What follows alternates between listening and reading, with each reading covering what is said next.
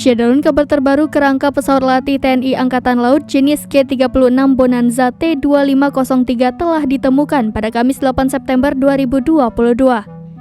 Sebelumnya pesawat latih TNI Angkatan Laut tersebut jatuh ke Selat Madura, Jawa Timur setelah sempat hilang kontak ketika mengikuti latihan pada Rabu 7 September 2022.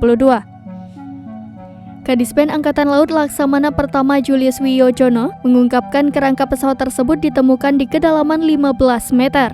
Ia pun berharap kerangka pesawat latih TNI Angkatan Laut yang jatuh ini bisa diangkat pada hari Kamis ini.